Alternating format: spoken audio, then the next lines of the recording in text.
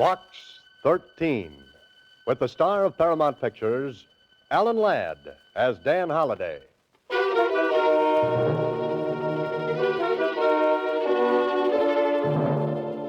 Box 13. Box 13. Box 13. Box 13. Box 13.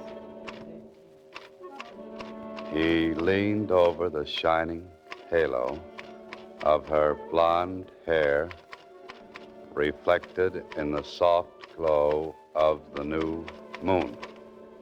Oh, no, not that. Holliday, my boy, why did you ever decide to write fiction for a living? You know, you could have gone into something interesting, like being a truck driver, with the open road in front of you and a motorcycle cop in back. Hey, Susie, where you been? Don't you remember, Mr. Holliday? I went down to Star Times office. Oh, so you did. Tell me, what's new in Box 13? Box 13, starring Alan Ladd as Dan Holliday.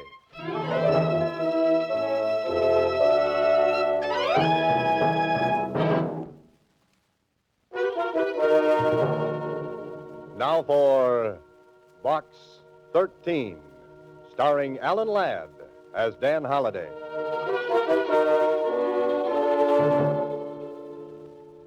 Well, what now, Mr. Holliday? What's new in Box 13? Yesterday, a man wanted to sell me a horse for $1,000 and a ranch to go around the horse for 25 times that much. The day before, my ad for adventure brought me a reply from a golf professional who simply wanted to drive golf balls off the tip of my nose. Mr. Holliday, Was that Susie? I said that when a nice young man like you runs an ad, he should get a whole box full of answers. Oh, well, thank you, Susie. He should get bushel baskets full.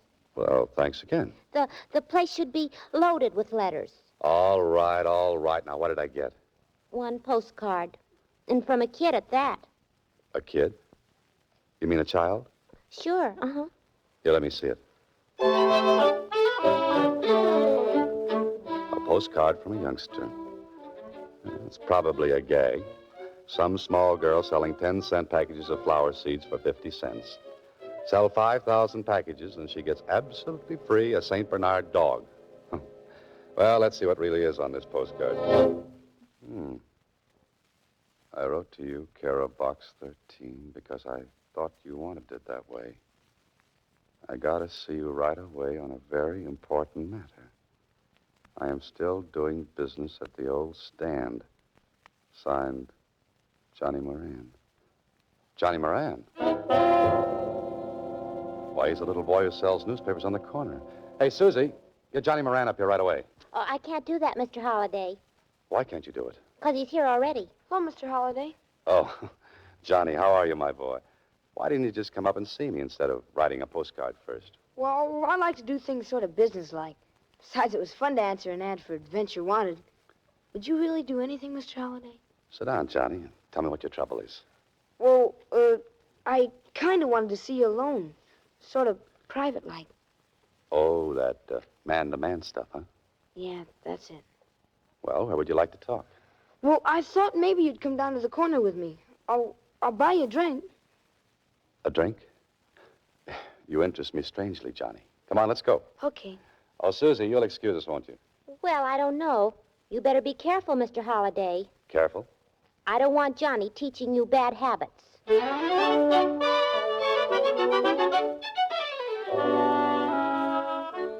Johnny Moran is a very nice boy.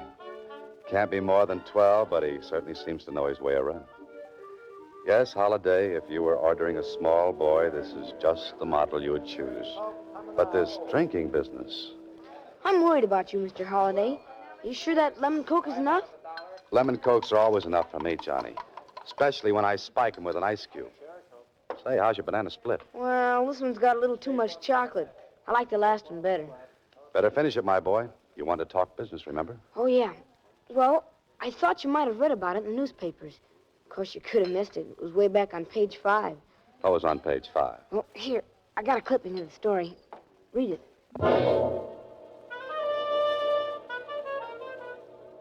Police announced they had recovered a portion of the jewelry stolen in last Tuesday's raid on Maury Jewelry Company.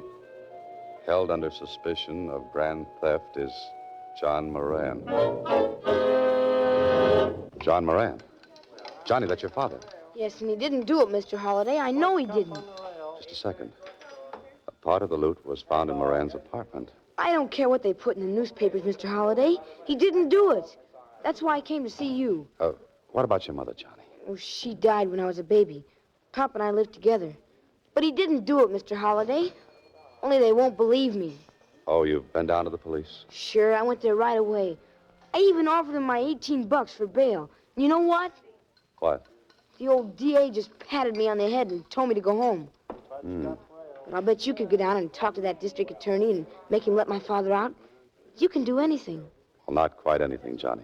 Yeah, but this would be easy for a guy like you. Besides, you're not afraid of anything. Not even a policeman. Well, that's very flattering, Johnny, but I don't know what I can do. Oh, you'll think of something, Mr. Holliday. You're a writer. You're smart. Oh, but listen, my boy, I'll bet you get my father out of jail in time for dinner.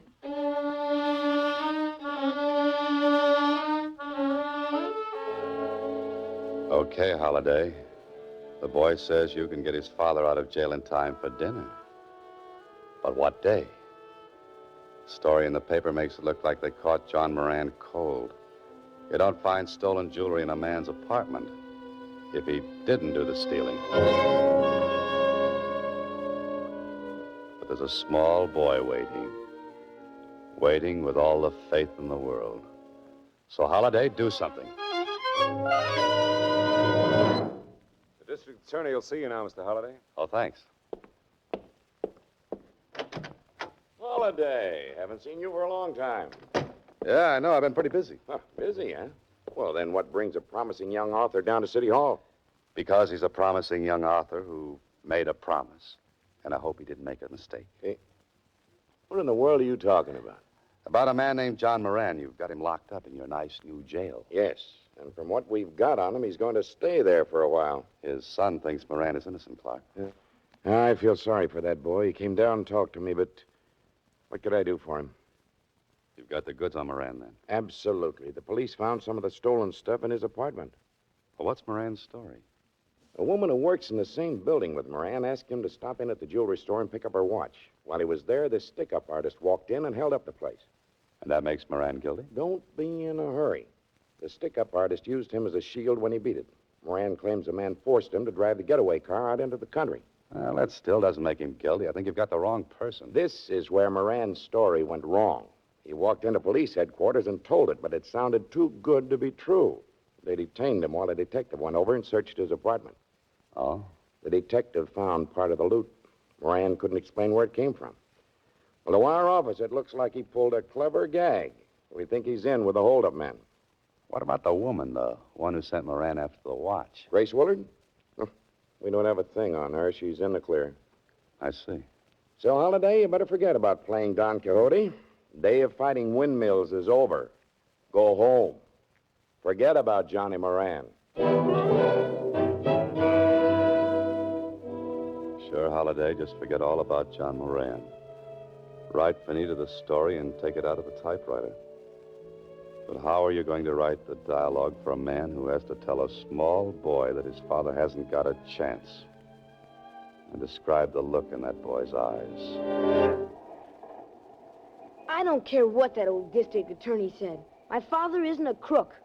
And your father should have been able to explain the stolen jewelry they found at your place. I'll bet he could, too. They just wouldn't listen to him. Oh, now, Johnny, if your father's innocent, they'll let him go. So you won't help me either. But I'm trying, my boy. What else can I do? Oh, nothing, I guess.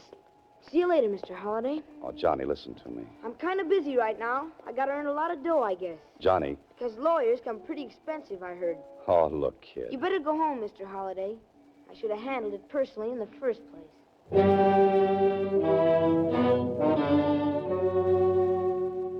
Small boys have that knack, don't they? They can just vanish into thin air when they want to.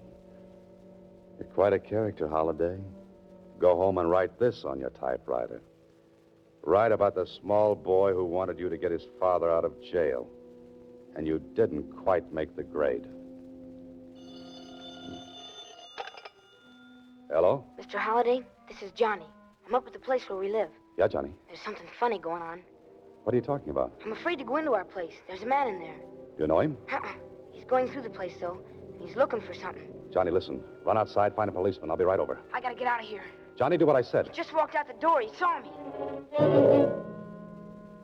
Get over to Moran's place fast, Holliday. You've got no time for fooling.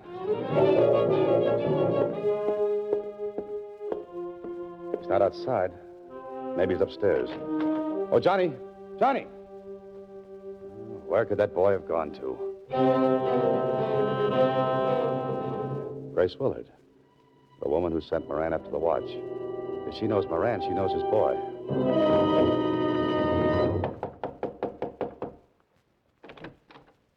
Yes? Oh, Miss Willard? Yes. Well, I'm Dan Holliday. Would you know where little Johnny Moran is? Come in. Now, what's this about Johnny? Well, he phoned me a few minutes ago from his place. There was a man going through it. He saw Johnny making the call. Johnny's disappeared. Yes. Will you phone the police? Do you think he's been hurt? Well, the police knew nothing about it. I don't know what happened to the boy. That's why I came over here. I figured that if you knew his father, you knew Johnny, you know. Poor Mr. Moran. I feel so badly about him. You know, if I hadn't asked him to get my watch, this never would have happened. But that doesn't make it your fault, Miss Willard. Oh, I feel terrible about it just the same. And now, Johnny disappearing. He hasn't been here at all? No. Let me think of it. Oh, by the way, I was just having some coffee. Would you care to join me? Grace Willard is a very nice person. Really worried about the boy. Perhaps she'll come back with an idea. Here's your coffee, Mr. Holliday. Now we'll talk. Well, thanks. Did Johnny recognize the man? No, he didn't have time to say. Well, perhaps he found a policeman on the street. He might have gone back to the house. Well, maybe I ought to call back. Johnny's a cute little fellow. Johnny has a father who's in jail. Johnny's quite concerned about his father and would like to set him free. Grace Willard is stalling Holliday, waiting for something. I don't know if Johnny will get his wish or not. You see, his father looks very guilty to the police. Holliday, you idiot. That coffee was doped. The oldest gag in the world, and you swallowed it. You look sleepy, Mr. Holliday. Are you feeling all right? She looks like a reflection in one of those amusement park mirrors. She's long and skinny. No, she's short and fat. Holliday, get up on your feet. How do you feel, Mr. Holliday? Are you all right? Answer me. Get on your feet, I said. Walk, Holliday. Walk. Walk this thing off before it's too late. You look very tired, Mr. Holliday. Let me get you a pillow. Come on, Holliday. One big How do you effort. feel, Mr. Holliday? I can't make it.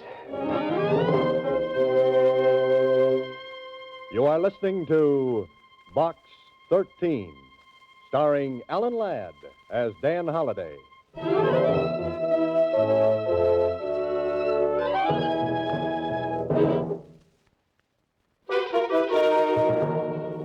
Box 13, starring Alan Ladd as Dan Holliday. Oh, take it easy, Holliday. Take it easy. Turn slowly now. Maybe your head still is connected to the top of your neck. That's better. Better? Huh. What am I saying? Where am I? An alley. Oh, fine. Dan Holliday, author, found lying in an alley between yesterday's newspapers and tomorrow's trash. What you need right this minute is a quick change, a fast bath and a little chat with that district attorney. I've got a man going up to the Willard woman's place right this minute, Holliday. Thanks, Clark. This ties her up with the Moran case. Sure, else why would she give me knockout drops and have me dumped in an alley? I'll bet anything she's disappeared. But why just knock you out? Why not dispose of you permanently? I don't know, unless she was trying to kill time. Enough time to get something done. Well, you can't do anything now. If she's disappeared, she won't stay lost for long. My men will bring her in. Don't let her give him any coffee. She'll be out again. Pardon me. District Attorney's Office, Clark speaking. Yes? Where? When? How is he? Thanks. I'll see you later, Clark. I want to go over and see Johnny Moran. I don't think you'll find him at home, Holliday. Why not? That was the hospital who just called.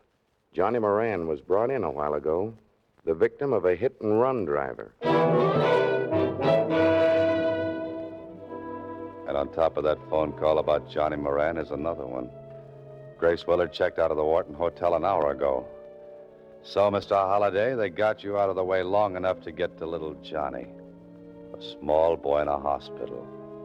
Me with an aching head and an aching feeling that something is very, very wrong. I think this is it, room 809. Johnny? Hello, Mr. Holliday.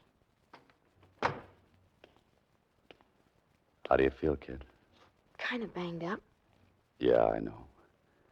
The nurse said you weren't to do too much talking. So just let me ask a couple of questions. It wasn't an accident, Mr. Holliday. He did it on purpose. You sure about that, Johnny? Yeah. I was walking down a side street. He had to swing way over to the wrong side to hit me.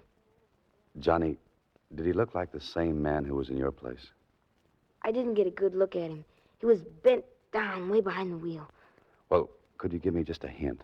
Was he tall, short, thin, fat? All I know is Yes? Johnny? Johnny?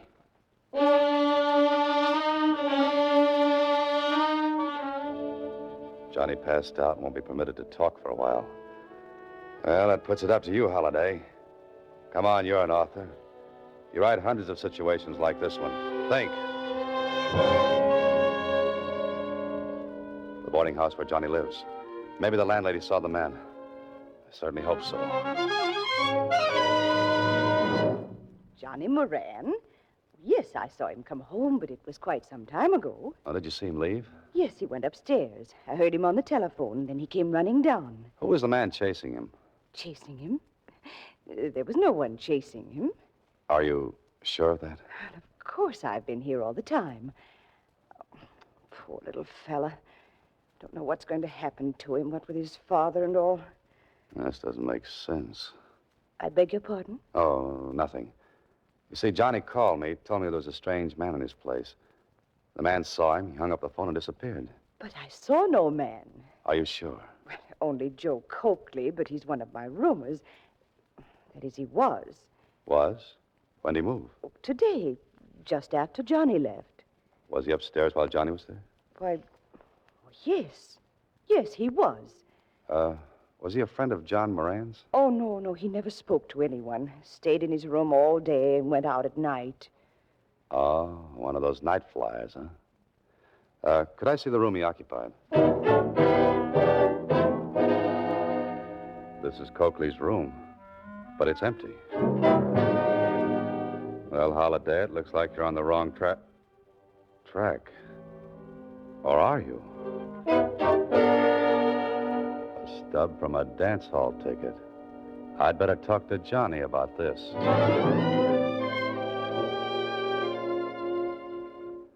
Johnny, the man who came out of your room, was he about my height? Did he have grayish hair? Did he wear a brown suit? Yeah, that's the man, Mr. Holliday. How come you never saw him before? He lived right across the hall from you. That guy? He only went out at night after I was in bed. Oh? I'll see you later, Johnny. Hey, where you going? Tonight I'm going dancing.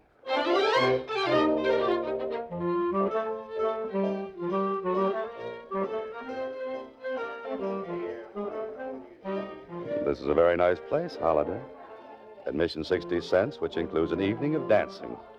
And from the looks of the customers, they're trying to get their money's worth. Like to dance, fella? Who, me? You ain't not twins, are you? No, I'm sorry. I'm afraid I'm a very bad dancer. Oh, you let me be the judge of that. Come on, kid. You look good to me. Oh, wait a second. Say, isn't that Joe Coakley over there? Oh, you know Joe? Yeah, and the girl with him. That's his girlfriend, Grace Willard. Oh, thanks. I'll see you later. Hey, where you going? This is it, Holliday. Only what are you going to do? They're leaving, and if you stop to make a phone call, you'll lose them. And I wouldn't like to lose that man. He's the one who hits small boys with big automobiles. They're going into that apartment house. This begins to look like the final chapter. Now to make a fast telephone call to an old friend, then better to get to the payoff.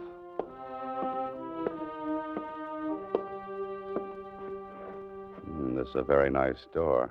You can hear quite distinctly through it. Well, Holliday, here's where you cease to be a wallflower and become the life of the party. Joe, it's Holliday. Put up your hands, fella. Sure. Sure. Close that door, Grace. Well, here we are. Aren't we?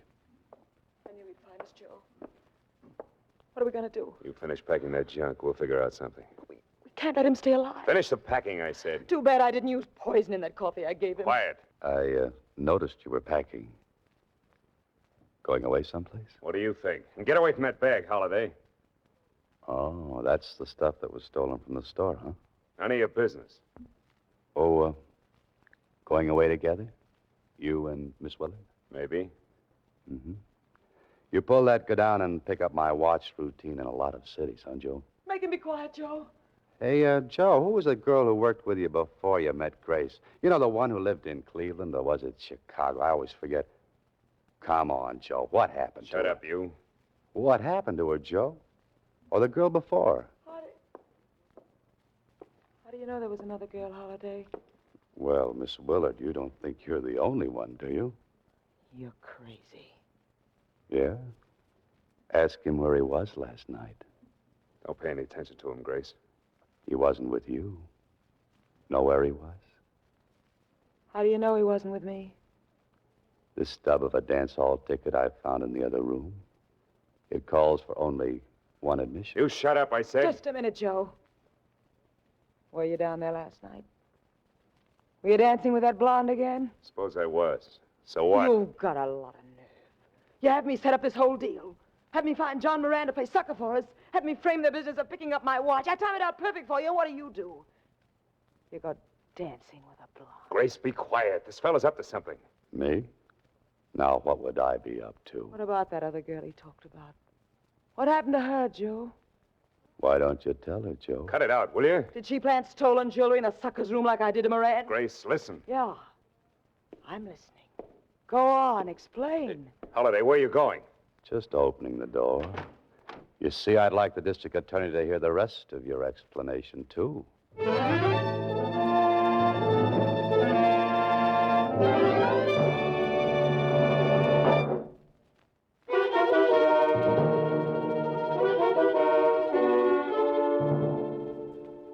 Well, this is the last chapter to a story I was afraid might have an unhappy ending. But Johnny Moran's father is free. The district attorney has Grace Willard. Joe Coakley and the stolen jewelry. And Johnny?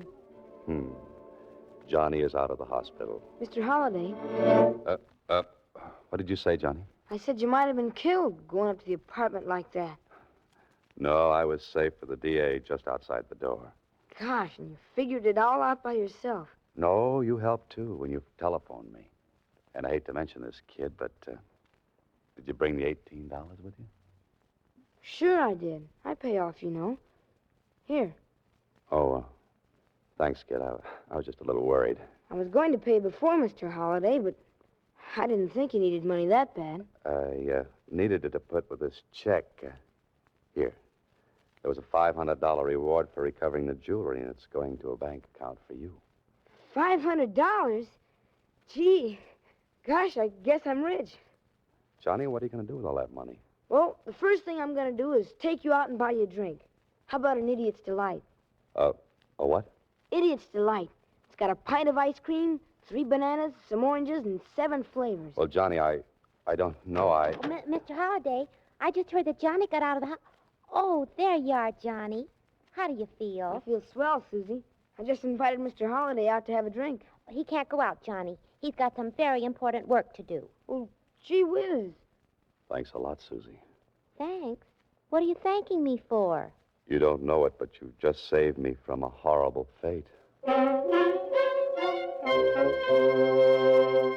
Next week, same time, Alan Ladd stars as Dan Holliday in Box 13.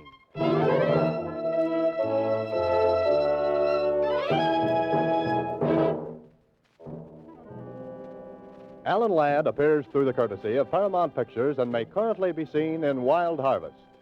Box 13 is written and directed by Ted Hediger.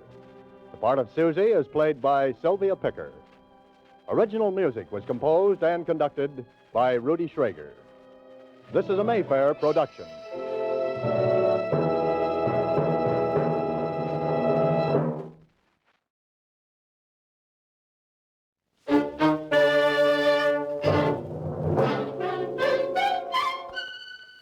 Box 13, with the star of Paramount Pictures, Alan Ladd, as Dan Holliday.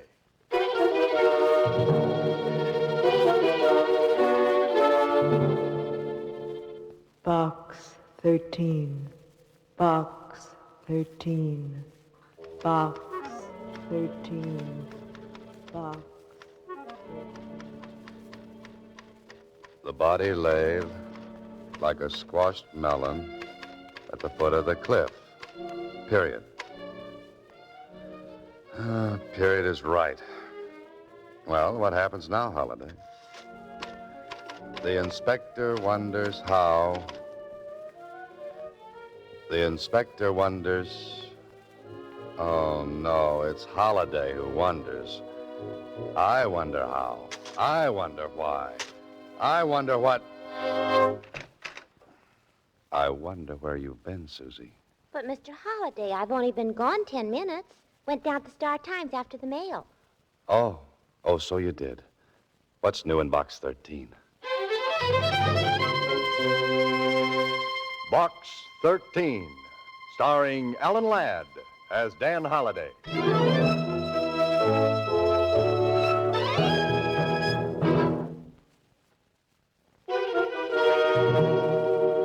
And now, Box 13, starring Alan Ladd as Dan Holliday.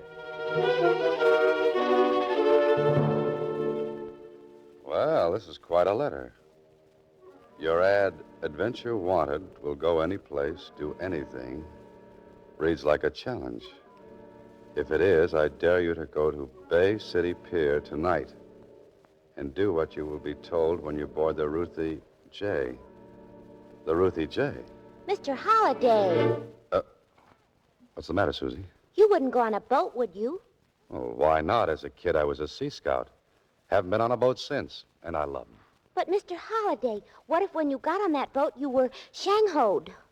Susie, the word is Shanghaied. Oh, Shanghaied. What's the diff? Suppose some smuggler hits you over the head with a sloop or something, and... A sloop? Oh, Susie. Yes, a sloop. And then they sail off and dump you on the beach at Timbuktu. They couldn't sail off and dump me on the beach at Timbuktu. Why not?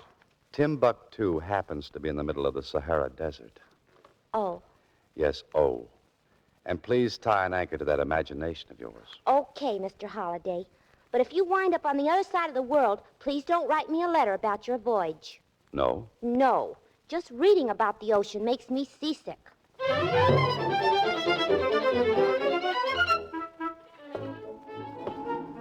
Well, Holliday, this is it. Take in a lungful of that fresh ocean breeze. Smell that fresh salt air. And fish. Not so fresh. Well, the letter said I was to board the Ruthie J. I wonder where she'll be. I wonder what she'll be. A schooner, trim and neat, 42-footer, 12-foot beam. Uh-oh, there's your dreamboat. And, brother, what a scow. Neat. Like a tub of dirty clothes in a mud puddle. Ahoy! Ahoy, mate! Hey, you over there. You're calling me, Mac? Yeah. What's with this, ahoy mate stuff? You're a seafaring man, aren't you? Don't let these tight pants fool you. And just 'cause I'm standing on this sea jitney, don't make me no sailor boy. Oh, my mistake. Where's the skipper? And skipper. Hey, look, Mac, I told you I ain't no sailor. With me, you gotta talk English. Right, Gunzel. Dip that heater back under your wing and take me to the boss of this fish factory now. That's better. Now you're talking my language. Can I help you across the rail? Oh, thanks. Say, is your name, Holliday? Yeah. Dan Holliday? Now, how'd you guess? Pleased to meet you. Sweet dreams, Holliday. I hope you enjoy the boat ride.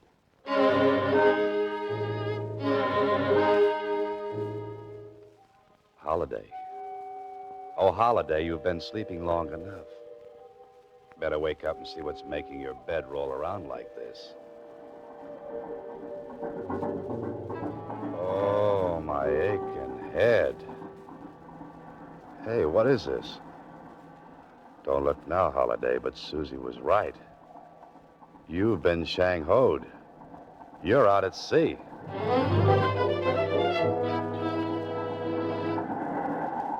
Well, and a pretty girl aboard. Hello, Mr. Holliday. I see you're up and around. Yeah, I'm up and my head's going around. Bit of a blow, eh, Mr. Holliday? You mean the one on my skull or the one outside? Oh, I'm sorry about that sapping you took. Sometimes Manny leans a little heavy with that blackjack of his. If he'd have leaned any heavier, he'd have driven me right through the deck. Was it you who answered my ad for adventure?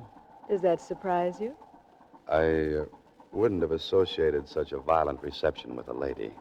You've embarked upon a real adventure. Well, suppose I decide to sit this one out. You could go ashore. Now, which direction is ashore? Immediately astern. Oh, thanks. About 15 miles. Oh, well, in that case, I think I'll stay. Good. I didn't want you to decline my invitation. Which explains Manny and his blackjack as a reception committee. Oh?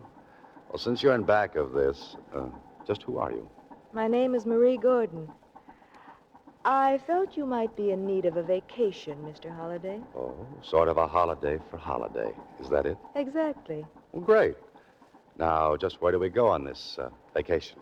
You go fishing with the captain. Oh, I go fishing with the captain. What about you, Miss Gordon? I remain locked in my cabin. I have things to think about. What about Manny and his convincer? He didn't sail. Other business kept him ashore. The plot thickens. I fish with the captain while you stay locked in your cabin, and Manny with his blackjack prowls ashore. Correct. And speaking of plots, Mr. Holliday, I've always admired those in your books. Perhaps you could confirm something for me. I could try. Establish the case of someone having something not his own, wishing to keep it from another person who desires it as well. Where would you put it? Well, in the place you'd least expect to find it, of course. Of course, Mr. Holliday. Good night. Good night, Miss Gordon. Remember, the fish bite early. I know, especially the suckers. There's a strong odor aboard this ship, and it isn't just fish. But there's nothing you can do tonight, Holiday, so you might as well get some sleep. Oh, a sailor's life is the very best life. So it's a sailor's life for me. A sailor's morning. life for... You the captain? Yep. Morning, sir.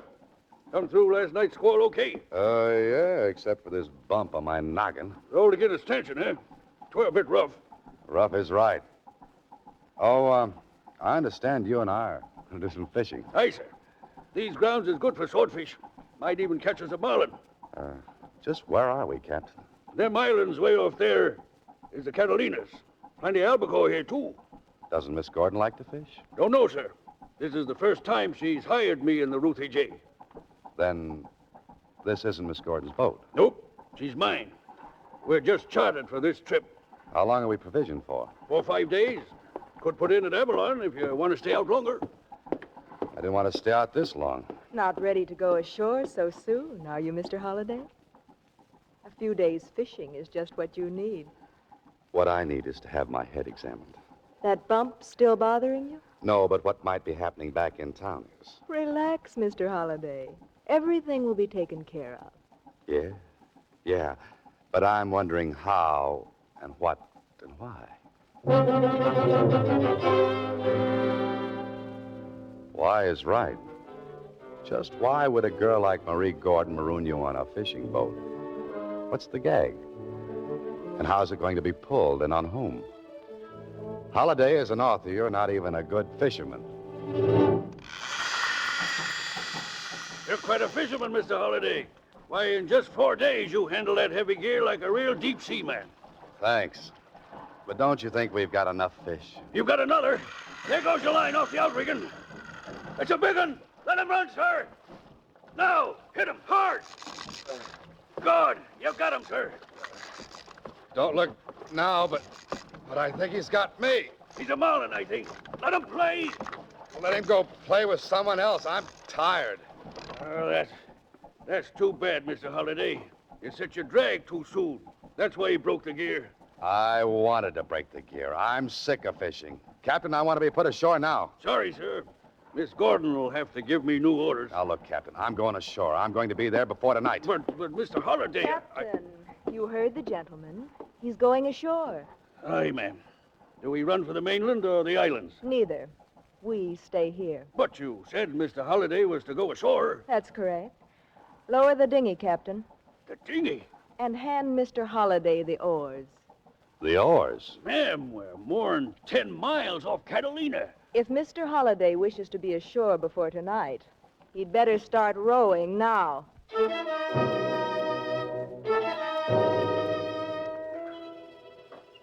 Oh, you beautiful Box 13. If it hadn't have been for you, I wouldn't be out in the middle of the Pacific Ocean in a rowboat.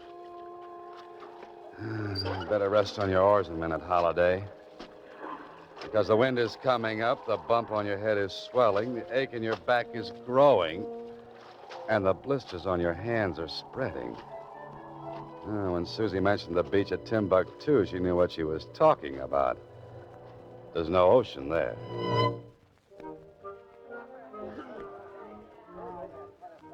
Hey, Spaulding. You looking for me? Oh, there you are, Manny. Yes, I've been looking for you. Now, what does the great Edward B. Spaulding want with Quiet. me? Quiet, will you? You should know better than to mention me by name. Get in that booth. None of your penthouse-type clientele would be in a joint like this. Have a seat, Spaulding. I tell you, that doesn't matter. I just shouldn't be seen even talking. In that case, hit the road. I gotta keep my rep, too. Meaning what? I'm a nice, honest hood. And even though you act and look like the owner of Tiffany's, to me, you're just a fence. Where's your boss? Marie. She's out fishing. Fishing? She couldn't be. Look, pretty boy. If her and this Holiday want to go on a fishing trip, it's their business, see? It's my business to get what I've paid for. The last shipment's overdue. Now, where is it?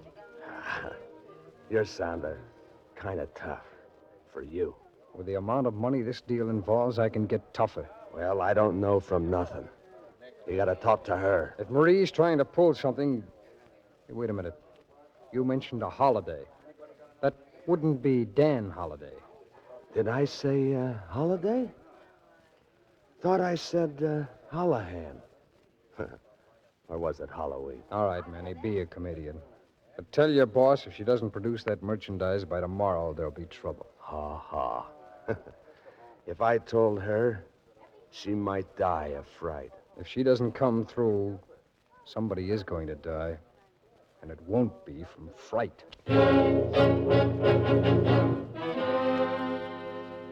Well, Holliday, you finally made it. You were towed into Catalina, hocked your watch for a ticket, and flew right back to town. If this is adventure, you'd better stick with the more dangerous sports like croquet or something. Susie. Oh, I forgot about Susie. She'll wonder what's happened. I'm 4 days late for lunch. She's not here. Guess she got hungry. She's not here, Holliday, but I am. Yeah, who are you? Get in that office. All right. All right. All right, now what's this all about? I want to know where you've been for 4 days. I don't think I've had the pleasure. It may not prove to be a pleasure if what I suspect is true. Now, where's Marie Gordon? Marie Gordon? From your expression of surprise, I gather you know what I'm talking about. Did you catch any fish, or was it larger game you were after? Not knowing who you are, I'm at a disadvantage. Disadvantage is even greater now. Now, do you talk, or do I shoot? Oh, do I have a choice? No. In that case, I'll talk.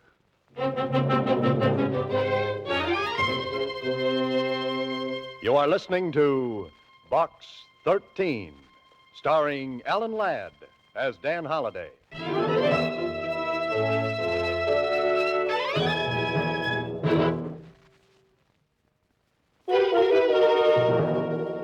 And now back to Box 13, starring Alan Ladd as Dan Holliday.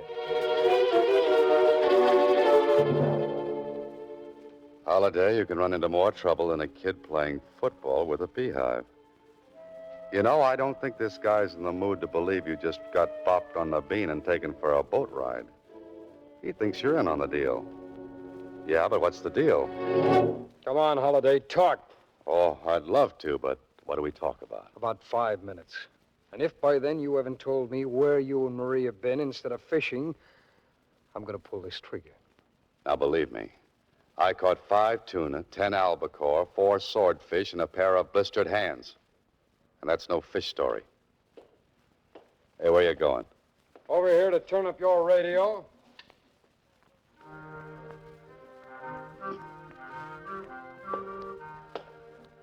You see, I'm very considerate of others.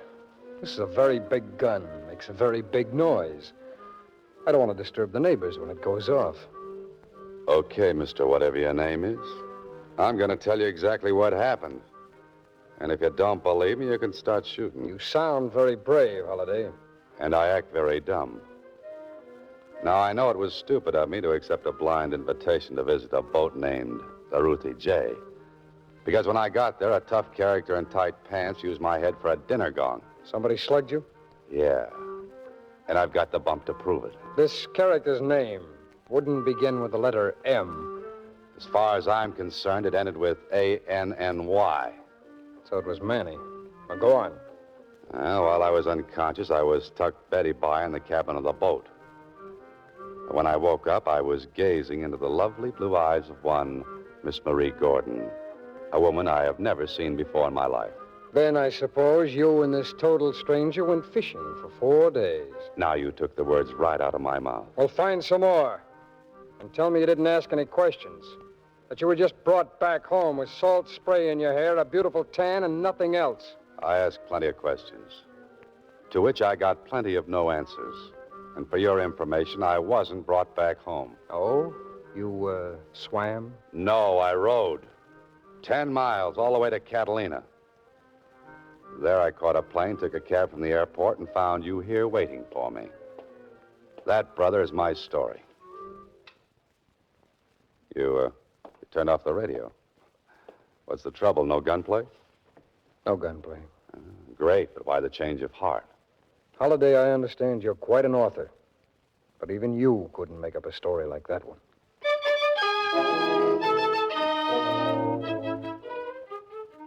So, Holliday got rid of the mysterious man with a gun. Hey, but what about Susie? She's not here. She's not at home. The Star Times. They'll know what happened to her. Well, if it isn't Dan Holliday. Have a nice vacation? Oh, wonderful, Jonesy. Hey, have you seen Susie? Not since the other morning. She came in with a wire telling her to take a few days vacation. Hey, who told her to take a vacation? Well, you did, of course. Don't you remember? Jonesy, sometimes my left hand just doesn't know what my right hand is writing. Where'd she go? She didn't say. She came in with a man wearing tight pants. She looked for the mail. There wasn't any, and they went away. Man with the tight pants. Manny, I'll see you later. No, wait. All this mail came while you've been gone. And a box, too. Here. A box? What could this be? Maybe candy. Oh, nobody loves me that much. Wait. What? You hear something tick in that box right now? Tick. You think it's... I think you better get that thing out of here. Oh, but Jonesy, Take it to police headquarters. Get it out of the building fast. It might blow up any minute. You've ridden in many a taxicab, Holliday, but this is the first one you've taken with a maniac in the driver's seat and a bomb in the back. Inspector Blake. That's my man. You say this thing ticked? Yeah, it sounds like a clock in there. Well, come on, hurry. Where are we going? We've got a bomb shelter down in the basement. Oh, that's great, but why take the bomb with us? We're going to open that box. That's all I need. Been soaking for 30 minutes. We're safe now. Whew. Thanks, Inspector. Say, do you mind shoving my heart back into place for me? Now, there's nothing to worry about, my boy. We'll open up this beauty and see what we've got. Holy smoke. These are jewels, Holliday. Now, what made you think this was a time bomb? I have an aversion to anything that ticks. And I have an aversion, too, to people like you come in here talking about time bombs when all they've heard are some loose jewels clicking together. Well, I'm sorry, Inspector. Well, I think I'll beat it. Just let me wrap up those stones. Oh, no, you don't. No, you don't. Those jewels stay here until you can prove ownership. Now, where'd you get them? To whom do they belong? Give me about 30 minutes, Inspector, and I think I'll be able to answer you. So that's what it was, Holliday. A stunt to smuggle jewels. Into box 13, no less. That Marie Gordon, she's a clever, clever girl. No wonder the mysterious character at the office was waving that gun at me. Oh, think of what would have happened if I'd tried to lie to him. Come on, Holliday. You've got places to go and some people to meet. I was sure worried about you rowing all that way, Mr. Holliday. Oh, that's okay, Captain. Hey, what I came here for was to locate Miss Gordon. Do you know where I can find her? She's a popular woman. 2 other men come a-looking for her. 2 men? Yep. One was a smooth-looking sort of fella. The other was a tough. With tight pants? That you mention it, yes. He was here when we docked. What happened? Did you hear the conversation? Only that the tough one was to go right quick to a place called Rambler's Inn and wait. Then the other man arrived. Yep. He seemed sore about something. They got in a car together and drove off. That's the last I seen of them.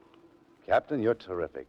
When my blistered hands heal up, you and I are going back after the Marlin that got away.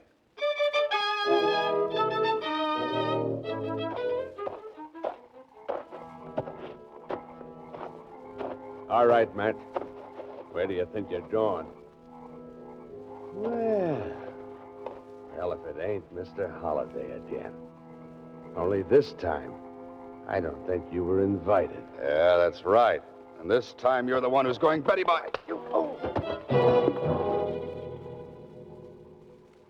Pleasant dreams, Manny. Here. Just in case you get restless in your sleep, let me tie you in bed with this baling wire. I didn't have time to ask you in which cabin there were, Manny. But those angry voices I hear down the line, I don't think they would be coming from honeymooners. Marie, for the last time, where are those jewels? Don't threaten me, Spaulding. Manny's right outside. One call from me, and he'd be all over you like a rug. I gave you the money to pay off the smugglers. I want the jewels. At first, the boys didn't want to turn over the stuff. When they finally did, I thought they might try to get it back. So you went off on a fishing trip with a man named Holliday. Why? Certainly. And for a good reason. Holliday has the jewelry. What? How did he get into this? You know about his ad in the Star-Times? What about it? And I thought we might have trouble with the boys. I had to think of a place to put it where they wouldn't expect to find it. So? I sent it to Box 13. Where are you going? To pay another visit to Dan Holliday. Don't bother. I'm here. Holliday! Manny! Manny! I'm afraid Manny won't hear you. What? He's taking his nap. And you look sleepy, too. Say, Manny's blackjack works fine. Your friend Spaulding is sleeping like an infant. Now, What? now, what's this about my having that smuggled jewelry? You, could share in it with me. You're very generous. I can afford to be. Duty-free, and with Spaulding's wealthy client. Oh. You decided to cut Spaulding in after all. Why should I? What do you mean? I'd rather cut you in, Mr. Holliday. No, thanks. I'm not interested. But that's foolish. Think of all that money. I am, but I'm also thinking of a great tag for the yarn I'm going to write. But what will that get you? Royalties, lady. Royalties. This is Box 13, starring Alan Ladd as Dan Holliday.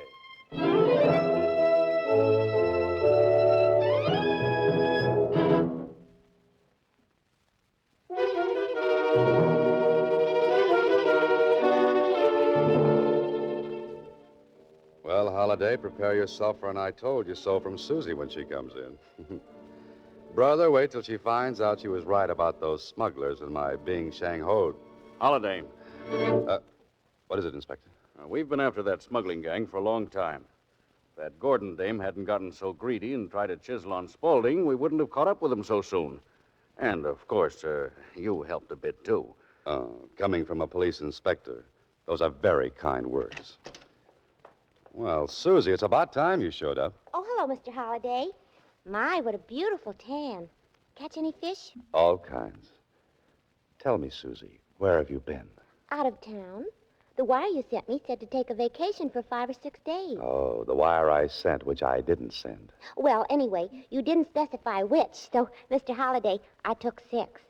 I see. And, Mr. Holliday, Yes, Susie. you know the nice man that I went down to Box 13 with? Yes. Well, I told him how I warned you about being taken by smugglers, and do you know what he said? No. What did he say? He said you were right about the smugglers. They wouldn't hit you on the head with a sloop. They'd use a blackjack. Oh, fine. Next week, same time, Alan Ladd stars as Dan Holliday in Box 13.